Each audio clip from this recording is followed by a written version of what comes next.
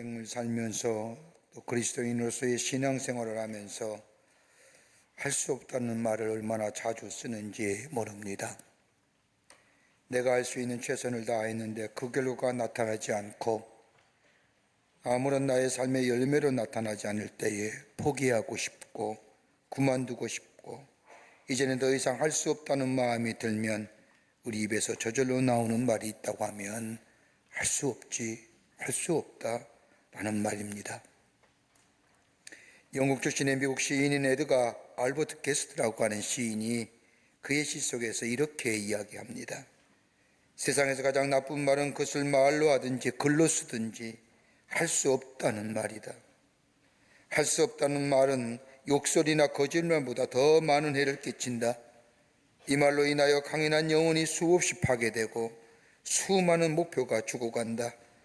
이 말이 당신의 머릿속을 점령하지 않도록 하라. 그리하면 언젠가 당신은 당신이 원하는 것을 얻을 수가 있다라고 쓴 것을 읽을 수가 있습니다. 그러기에 우리가 쓰는 말 가운데 쓰지 말아야 할 말이 있다고 하면 할 수 없어. 부정적이고 염세적인 단어 쓰지 말아야 합니다. 더더욱 그리스도인의 삶에는 그러합니다. 여러분, 그리스도인에 있어서 가장 강력한 힘이 어디 있을까요? 믿음도 중요하지만 하나님 우리에게 주신 가장 강력하고도 최고의 선물이요 능력의 원천이 있다고 한다면 다름 아닌 기도입니다. 기도할 때에 하나님의 능력을 힘입습니다. 기도한다는 것은 하나님 앞에 나아간다는 것이요 하나님과 깊은 영적인 관계를 맺는다는 것이요 더 나아가 하나님과의 인격적 교제가 우리 안에 있다는 겁니다. 그러기에 기도할 때마다 주의 이름을 부르며 기도할 때마다 우리 하나님 우리의 기도에 응답해 주신다고 약속해 주셨습니다. 그러기에 우리는 기도란 귀한 능력의 원천이 있습니다. 성경의 말씀을 보면 성경뿐만 아니라 하나님의 그 위대한 구속의 역사에 쓰임받았던 사람들의 모습을 보면 공통점이 하나 있습니다. 저들의 비전, 꿈 이런 다양한 지도력 여러 가지 많은 이야기를 하지만 그러나 하나님의 구속의 역사에 귀하게 쓰임받았던 공통점 하나는 다름이 아니라 기도의 사람이었다는 겁니다.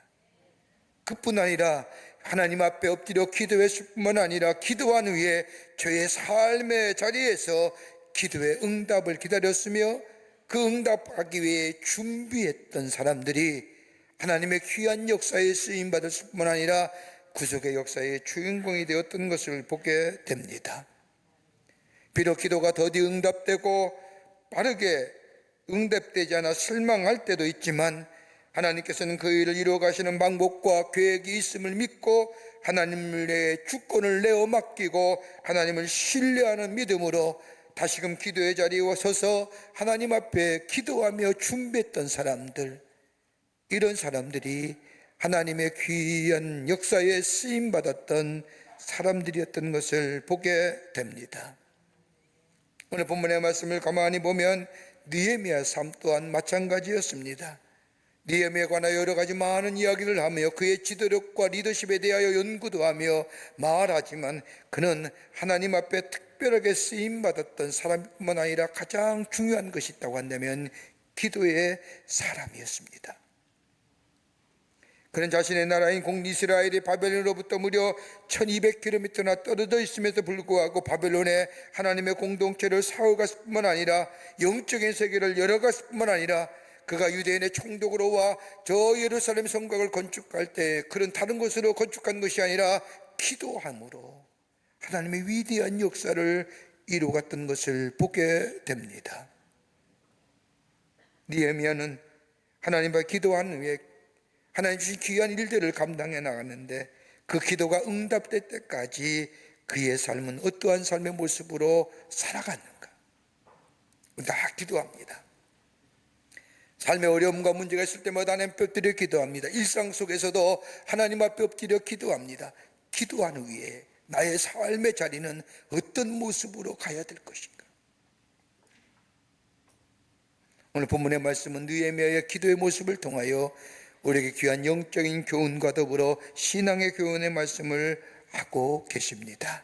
함께 본문을 통하여 은혜 받기를 원합니다. 첫째는 하나님의 때를 기다리며 살았다는 겁니다.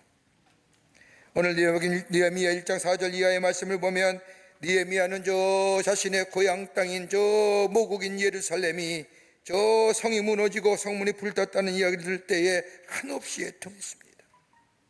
그러기에 성경 말씀을 보면 그는 눈물과 금식함으로 하나님 앞에 나아가 기도합니다. 그런데 기도한 후에 다른 어떤 인물처럼 자신이 나서질 않습니다. 자신이 나서지 아니했다는 것은 자신이 기도한 일에 대하여 이를 시기와 방법을 정하지 않았다는 겁니다. 다른 말로 말하면 하나님의 때를 기다렸다는 겁니다. 우리는 이 기도한 후에 내가 기도했기에 이젠 됐지라고 하며 내 시기와 내 방법과 내가 정한 일에 의하여 일하지만은 느헤미야는 그렇지 않았다는 겁니다. 여러분, 느헤미야가 할 수 없어서 안 한 것이 아닙니다.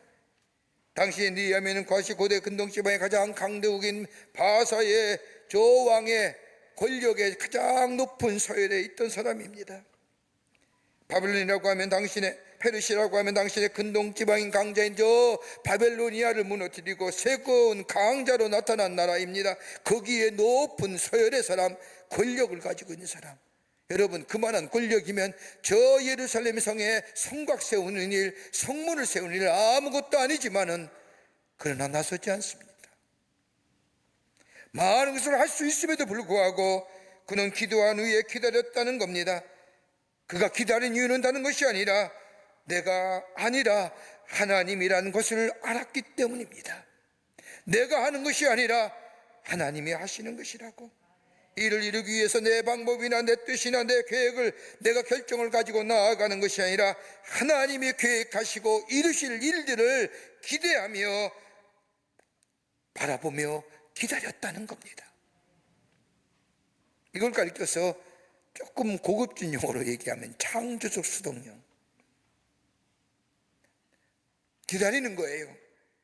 막연하게 기다리는 것이 아니라 하나님의 때에 하나님의 귀한 방법으로. 왜? 우리 하나님은 신실하시고 좋으신 하나님이기에 좋은 것을 주시는 하나님이 내 기도에 가장 좋은 때에 가장 적절한 때에 응답하실 뿐만 아니라 그것을 믿고 기다리는 것, 거기에 창조의 역사가 일어나는 것, 그러기에 창조적 수동령이 깊어서 그냥 막연히 혼자 기다리는 것이 아니라 하나님과 함께 더불어 기다리는 것. 그러기에 느헤미야는 하나님의 법기려 슬픈 마음과 애통의 마음을 가지고 금식한 후에 그리고 기도한 후에 아무런 말하지 않습니다. 할 수 있음에도 불구하고 하나님의 때를 기다렸다는 겁니다. 하나님의 때와 방법을 기다리는 삶, 그런 나름이 아니라 그 기다림에게는 하나님을 향한 믿음과 신뢰가 있었기에 가능했습니다. 여러분, 누가복음 18장 8절의 말씀을 보면 예수님께서 제자들에게 말씀하십니다. 주님께서 인자가 올 때에 세상에서 믿음을 보겠느냐? 주님께서 인자가 오실 때에 세상에서 믿음을 보겠느냐라고 하는 이 말씀은 다른 것이 아니라 막연하게 할 수 없어 기다리는 것이 아니라 주님의 오심을 기다리는 것이 아니라 하나님의 약속을 믿고 하나님의 방법을 신뢰하며 하나님께서 응답하시겠다는 그 약속의 말씀을 믿고 하나님의 때, 하나님의 시간대까지 기다릴 수 있는 사람을 보겠느냐는 거예요. 여러분, 지금 우리가 살고 있는 시대는 어떤 시대입니까? 다른 사람보다 빨리 하지 아니하면 뒤처지거나 도태된다고 생각합니다. 그러게 지금의 시대를 가리켜서 초시프대의 시대라고 말하지요. 빨리빨리 변하지 않으면 서서히 도태되어 가는 것과 더불어 무너져 내린다는 것이 지금 우리가 살고 있는 사회의 진리처럼 되어 있는 거예요. 빨리 해야 된다는 거예요. 그래서 자신의 방법과 자신의 계획과 자신의 목적을 가지고 빨리 무엇인가를 이루어야 한다는 것이 지금 우리들의 모습이라고 한다면 오늘 느헤미야는 그것이 아니었습니다. 하나님의 사람, 기도하는 사람은 할 수 있음에도 불구하고 하나님의 정하신 그때 하나님의 정하신 방법과 목적과 내용, 그것이 그대로 이루어질 수 있도록 기도하며 기다릴 수 있는 사람들, 할 수 있죠. 여러분, 하나님을 기다린다는 게 무슨 말입니까? 하나님을 신뢰한다는 거예요. 문제 해결의 목적이 아니라 하나님을 만나고 하나님의 때를 기다리는 것, 바로 그때가 하나님을 향한 우리의 믿음이 더욱더 성숙해질 뿐만 아니라 하나님을 더 가까이 할 수 있는 기회에, 이게 바로 기다림에 담겨져 있는 의미입니다. 여러분, 성경에 나타난 인물 가운데 가장 기다림이란 단어를 깊게 경험한 사람이 있다고 한다면 누구일까요? 아마 다윗일 겁니다. 다윗은 하나님의 때를 기다리는 것이 무엇인지 아는 사람이었습니다. 여러분, 사무엘상 16장의 말씀을 보면 16살 나이에 사무엘이 자신의 집에 와 앞으로 이스라엘 왕이 될 것이라고 하며 다윗의 머리에 기름을 붓습니다. 차라리 이 행위, 이 말이 없었더라면 기대도 하지 않았고 살았을 터인데, 이스라엘 왕이 될 것이라고 하는 사무엘의 선지자의 말을 듣고 자신의 삶을 살펴봅니다. 기름 부음 받은 후에 왕이란 어떤 사람일까? 그때 사울의 악신이 들려서 있을 때에 사람들의 추천을 받아 사울의 왕궁에 들어가 사울 앞에서 수금을 탑니다. 그러면서 생각했을 겁니다. 하나님께서 다윗의 자신에게 기름을 부으시더니 이렇게 왕궁까지 들어오게 되는구나. 그뿐 아니라 다윗이 블레셋과의 전쟁에서 골리앗을 죽이자 이스라엘 사람들이 사울을 향하여 사울은 천천히요 다윗은 만만이라고 환호하며 소리를 들으며 예루살렘 성으로 들어오게 될 때에, 하나님은 이렇게 당신의 계획을 이루어 가시는구나. 그러면서 우리 하나님 참 신실하신 하나님이다 라고 고백도 했을 겁니다. 그런데 사울 왕이 자기를 미워하기 시작한 겁니다.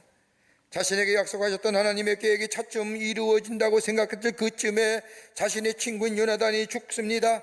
그리고 자신의 아내였던 공주 미갈이 다른 남자에게 강제로 시집을 가게 됩니다. 이렇게 끝나면 좋을 터인데 사울 왕의 시기와 질투가 크게 달하여 하루아침에 도망자의 신세가 됩니다. 그리고 자기를 도와준 사람은 다 죽습니다. 이럴 때 다윗이 어떻게 생각했을까요? 이상하게 돌아가네, 하나님의 계획이 잘못된 것은 아니야 라고 생각했을지도 모릅니다. 얼마나 사울왕의 끈질긴 추격이 있었는지 자기가 죽인 저 골리앗의 고향으로다가 살아남기 위하여 미친 사람처럼 행세를 하는데, 그 모습이 자신이 봐도 비참하기가 짝이 없습니다. 이것은 아닌데, 하나님의 뜻이 이렇게 이루어진 것은 아닌데 라고 생각하지 않았겠습니까?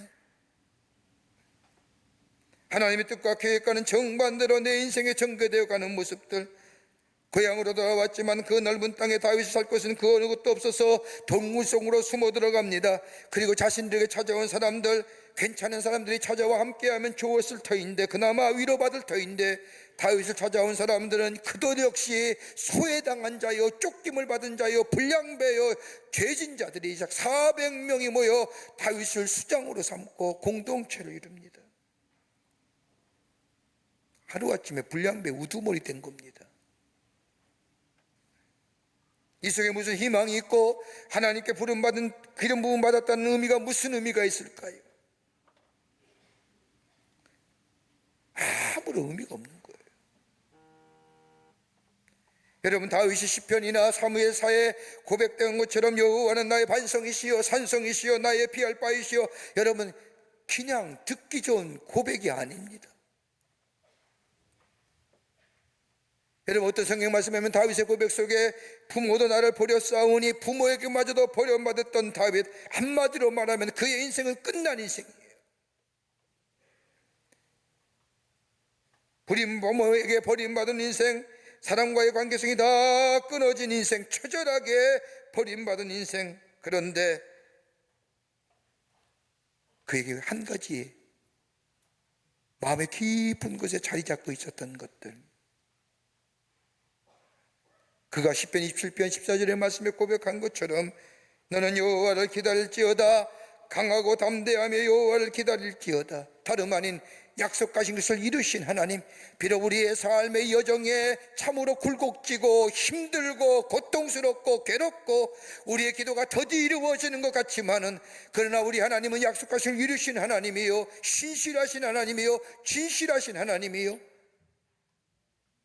그 하나님을 향한 신뢰하는 믿음을 가지고 그 자리에서 그 약속을 움켜잡고 기다리는가. 하나님은 정하신 때에 반드시 인도하시고 역사하신다는 것들. 오늘 느헤미야는 그걸 알았습니다. 하나님 앞에 자신의 민족의 아픔 앞에 기도했지요. 애통해야 합니다. 금식하며 울며 기도합니다. 자신이 할 수 있는 능력도 있습니다. 해도 됩니다마는, 그러나 그는 쉽사리 자신의 생각이나 자신의 방법이나 계획을 가지고 나서는 것이 아니라 하나님의 때를 고요하게 기다리는, 신실하신 하나님, 좋으신 하나님. 여러분, 기다리는 것이 우리로 하여금 때로는 힘이 들게 할 때가 있습니다. 그러나 하나님의 거룩한 영이 내 안에 임재하여 나의 삶의 주인 되시어 이끌어갈 때에, 우리가 성경에서 우리에게 말씀하신 것처럼 성령이 말할 수 없는 탄식으로 우리를 위하여 기도하시고 도우시고 인도하시는 그 성령 따라 살아가는 우리가 될 때에, 우리는 신실하신 하나님을 믿는 믿음 안에서 그 약속의 성취를 기다리며 내 자리에서 내 할 일들을 감당하는 삶, 거기에 기도의 응답이 내가 한 것보다 더 풍성한 하나님이 주시는 놀라운 성취하심의 역사가 우리 가운데 있게 되는 줄 믿습니다. 이 믿음 가지라는 거예요. 두 번째는 준비하는 인생이다라는 겁니다. 기도하고 막연하게 기다리는 것이 아니라 하나님께서 이루어질 그때를 위하여 준비하라는 겁니다. 이루어질 그때를 믿음으로 기다리며 자신을 통하여 일하실 주님을 신뢰하면서 하나님의 뜻이 이루어지기 위하여 합당한 삶이 되기 위하여 철저하게 준비하는 삶을 느헤미야는 살았다는 겁니다. 여러분, 2장 2절 이하의 말씀을 보십시오. 아닥사스다 왕이 느헤미야에게 묻습니다. 내가 병이 없거늘 어찌하여 얼굴에 수심이 있느냐? 이는 필연 내 마음에 근심이 있음이로다. 여러분, 지금 우리나라도 그랬죠. 옛날에 왕 앞에 신하가 근심 어린 얼굴 하면 되지 않습니까? 이때는 더더욱이겠죠. 어찌 왕의 신하가 왕 앞에서 금신스러운 얼굴을 할 수 있습니까? 그러자 2장 2절 후반부에 말씀하면 느헤미야의 모습이 나와요. 크게 두려워하여, 두려워했다는 겁니다.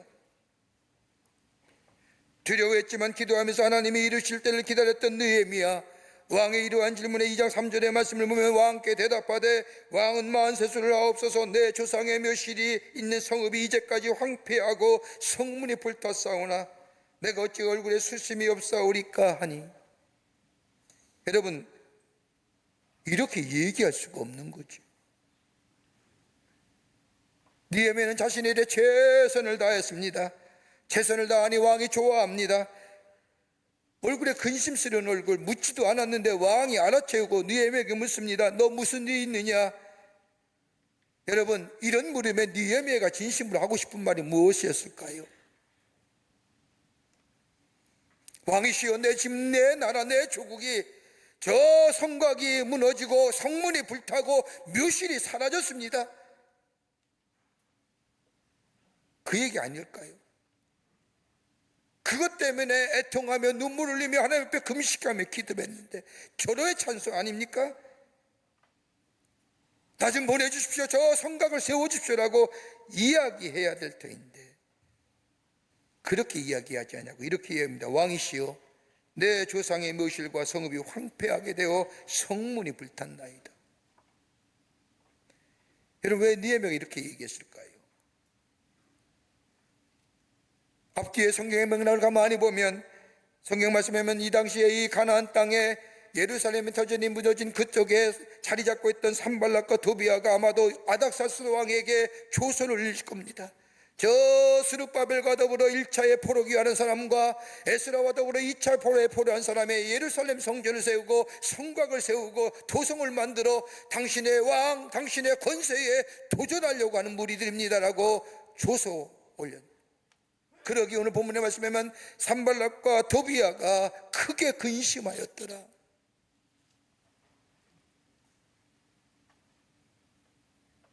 이런 선입견을 가진 아닥사스다 왕에게 왕이여, 내 나라가 황폐케 되었습니다. 내 나라가 다 무너졌습니다. 나를 보내십시오라고 얘기했으면 왕이 순순히 받아들일까요? 괘씸한 녀석. 근데 오늘 뭐라고 얘기합니까? 내 조상이 묘실이, 조상의 묘실에 관하여 얘기합니다. 당시의 페르시아 문화 가운데 조상들에 대한 특별한 조상 장례에 대한 것에 가치를 두고 있던 나라, 조상의 묘실이 회파됐다는 것은 당시 페르시아인들에게 가장 가슴 아픈 일이요 견디기 힘든 일인, 이것을 알았던 이 느헤미야는 왕이 물었을 때에 나라를 위해서 가게 해달라고, 나라를 도와달라고 얘기한 것이 아니라 내 조상의 묘실이 회파되었습니다라고 이야기하며, 그 이야기를 들은 이 아닥사스다 왕의 마음이 어떻을까요? 연민, 궁일이 여긴 마음. 이 얘기를 듣는 아닥사스다 왕이 뭐라고 묻습니까? 내가 내게 무엇 해주길 원하니? 이때 느헤미야는 이스라엘 성의 복원을 위해 예산이며 필요한 것들, 그리고 공사에 필요한 사람들의 수, 그리고 주변 나라를 위해서 조서까지 써달라고. 여러분, 준비한 사람의 모습이 아닙니까? 미리 생각했다는 겁니다. 기도 중에 생각했다는 겁니다. 하나님이 이루실 그때에 분명히 하나님께서 이루실 줄 있는 믿음을 가지고 준비했다는 겁니다. 그때를 위하여. 여러분, 하나님의 때를 준비하는 사람은 그때가 오면 결코 놓치지 않습니다. 하나님의 때를 분별하지 못하는 사람이 때가 와도 온지도 모르고 가도 간지도 모르고 분별하지 못하여 계속해서 놓치고 헛발자는 겁니다. 왜요? 신앙생활하는 사람 가만히 우리 가운데 보십시오. 어떤 사람은 하나님의 축복을 받고 은혜를 받으며, 여러분, 그게 물질이고 세상적인 가치가 아니라 하나님의 은혜 안에서 내 삶의 영이 풍요로워지는 그런 능력을, 그 은혜를 경험하는데, 그렇지 못한 사람들은 왜요? 때가 와도 그때가 그때인지 모르는 거예요.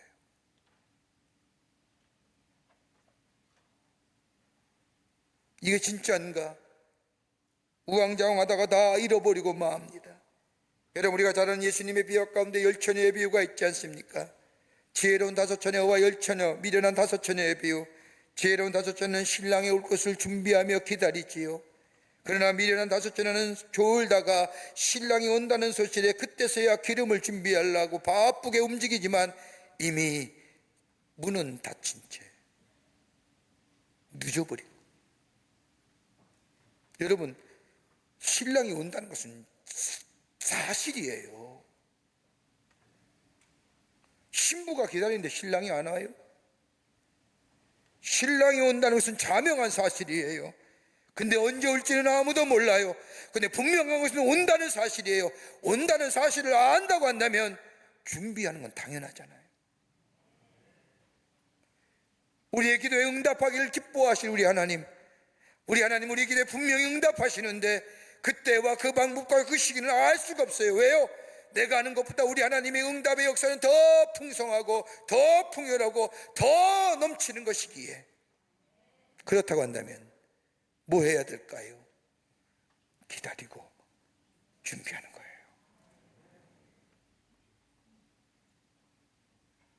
그러기에 느헤미야서 2장 3절의 말씀을 보면 왕께서 귀하게 여기시다면 왕을 높이면서 자기가 할 말을 다 합니다. 왜요?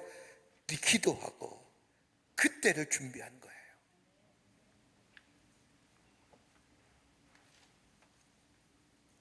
여러분, 느헤미야가 준비한 것이 뭘까요? 마음에 준비한 거예요.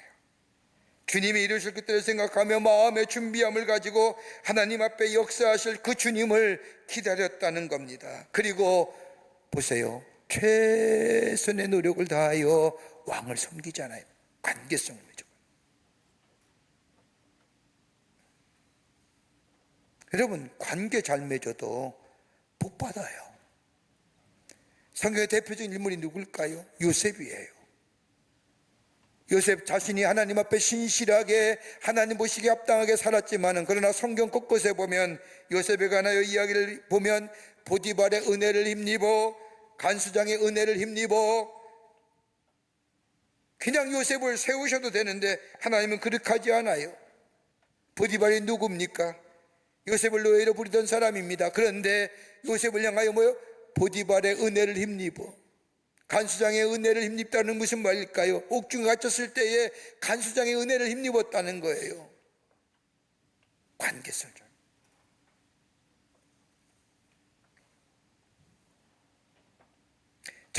요셉은 자신에게 주어진 일에 허접하다고 생각하며 소홀하지 아니하고 최선을 다하며, 감옥에 들어가서도 최선을 다하며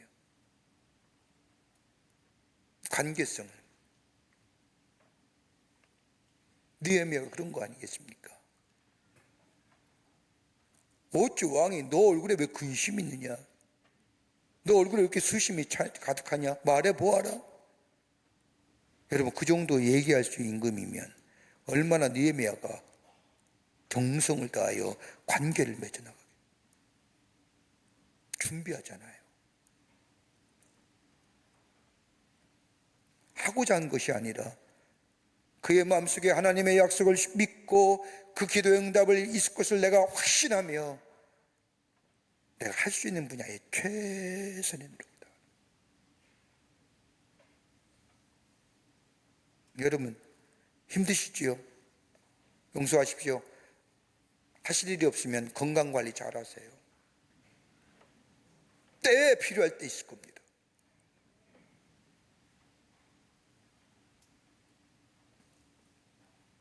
어느 때인가 그것이 내게 쓰임받는 거예요. 내가 준비할 때에, 하나님이 내게 사업을 주실 때에, 비록 지금은 사업이 없지만 하나님이 내게 사업을 주실 때에 그것을 위해서 준비할 줄 아는 자. 잠시 쉬면서 내가 전문성이 부족할 것 같아서 그 전문성을 기를 수 있는 자. 여러분, 우리가 잘 아는 얘기, 책을 보니까 어떤 한 분이 그런 간증의 이야기 있었어요. 이랜드를 하셨던 박성수 장로님이 계시는데, 그 장로님께서 루게리병으로 4년 동안 병실에 누워 있었답니다. 4년 동안 뭐 했는 줄 아세요? 그 병실에서 4년 동안 3,000권의 책을 읽었답니다. 그 아픔에도. 지금의 사업을 이끌어갈 수 있는 힘이 됐다는 거죠.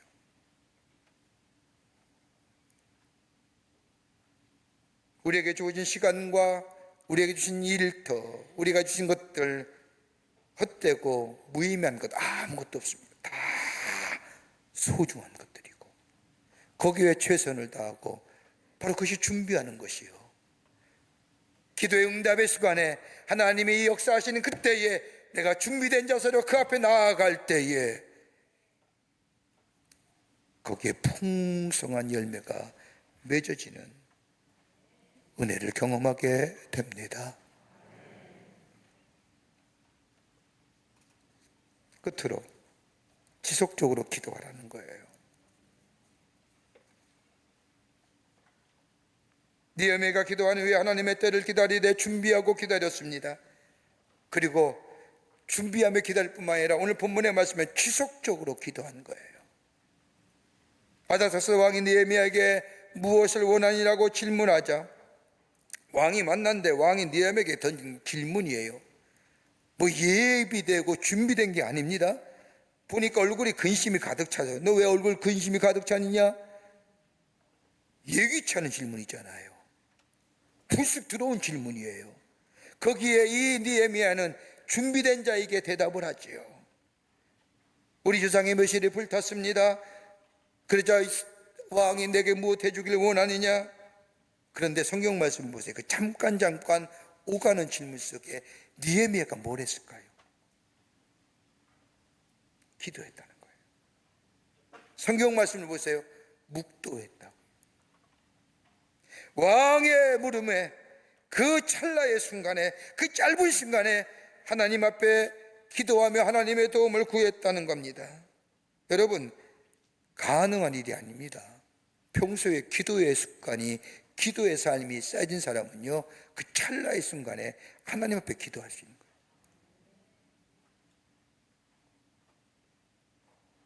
평소에 기도의 훈련이 안 됐으면 어떻게 그 짧은 시간, 그 찰나의 시간에 하나님 지혜 주세요, 하나님 도와주세요, 하나님 함께, 가능할까요?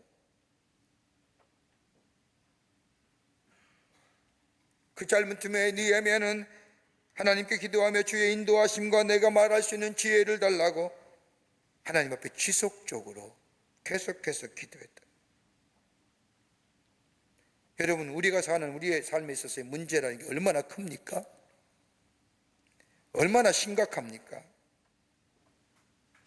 그런데 우리 하나님은 우리의 문제에 대하여 내가 생각하는 것만큼이나 크고 내가 생각하는 것만큼이나 심각하다고 생각하지 않으십니다. 하나님은 내가 가지고 있는 문제를 위하여 예수님을 이 땅에 보내신 게 아닙니다. 내가 가지고 있는 문제를 위하여 예수님을 이 땅에 보내주시고 십자가에 달려 죽게 하신 것이 아닙니다. 문제는 그 밖의 일들에 대하여 문제가 있는 것이 아니라 우리 하나님은 나에게만 관심 있는 거예요. 나에게만. 나를 위하여 예수님이 인간의 몸을 지고 이 땅에 오셨고 십자가에 달려 죽으셨고 나를 구원하시고 나를 새롭게 하시고 내가 당하는 어려움 때문에 내가 가지고 있는 사업의 문제나 기도의 제목 때문에 예수님이 이 땅에 오신 것이 아니라 나를 위하여 예수님이 이 땅에 오신 것, 나에 대한 관심이 내가 가지고 있는 문제보다 더 커요. 내가 당하는 문제는 아무것도 아니에요. 근데 이토록 사랑하시는 나에게 왜 문제 주세요? 여러분, 편안하고 아무런 일이 없을 때 하나님 앞에 나아갑니까? 나아가시는 분도 계세요. 평안하고 문제가 없으면 하나님께 나아갈 기회가 별로 느끼지 못하잖아요. 문제가 있을 때, 어려움이 있을 때 하나님 앞에 나아가지 않습니까? 하나님 앞에 기도하지 않습니까? 여러분, 선교학자들에 의하면 국민소득이 5천 불이 넘으면 기독교에 대한 관심이 없답니다. 3만 불이 넘으면 종교, 그 어떤 종교에도 관심이 없다는 겁니다.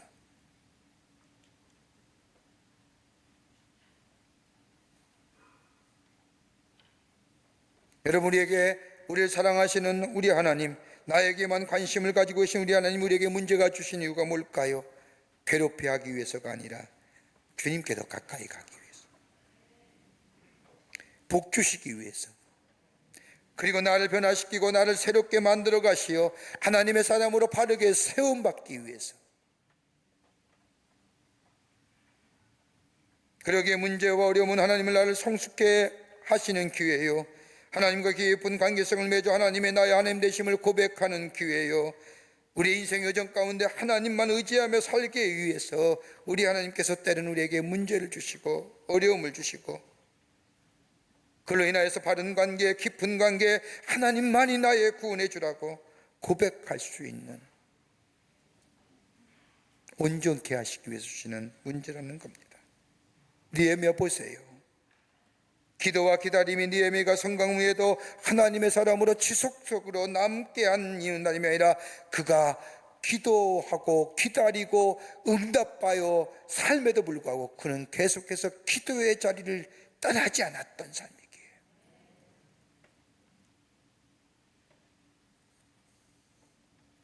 우리의 삶, 문제가 많지요. 얼마나 힘듭니까? 내가 가지고 있는 문제가 가장 힘든 겁니다. 그러나 그 문제는 나를 하여금 하나님 앞에 더 가까이 가고 하나님과 깊은 관계, 교제, 나를 하여금 성숙해 하는 기회, 그 기도의 자리를 떠나지 아니할 때에 그 삶이 복된 삶이요, 하나님이 주신 축복을 누리는 복된 인생으로 살아가게 만듭니다. 문제 있습니까? 우리 마음속에 동함이 있습니까? 기도의 자리에 서십시오. 그리고 그 하나님을 신뢰하십시오. 그리고 그 자리에서 준비하시는 겁니다. 그리고 그 기도의 자리를 떠나지 아니할 때에 우리의 인생의 삶이 복된 삶 되고 주시는 축복을 누리며 장구한 세월의 삶, 약속의 성취를 누리며 사는 하나님의 백성의 삶이 되는 줄 믿습니다. 이런 믿음으로 승리하시는 여러분과 저와 되시기를 주의 이름으로 축원합니다. 하나님 감사합니다. 저희를 주께서 사랑해 주셔서 하나님의 백성 삼으시고 하나님 앞에 나아가 기도할 수 있는 귀한 특권 주심에 감사합니다. 삶의 어려움과 문제가 있을 때마다 주님 앞에 더 가까이 가는 저희들 되게 하시며 우리의 삶의 문제와 어려움을 주 앞에 내려놓고 기도하며 기다리며 준비하며 다시금 기도의 자리에 설 수 있는 저희 되게 하여 주셔서 그 주시는 하나님의 응답의 역사와 더불어 풍성함의 축복을 누리는 저희들 되게 하여 주시옵소서. 성령이 우리와 늘 함께 하시고 인도하시고 도와주실 줄 믿으며 예수님의 이름으로 기도하옵나이다. 아멘.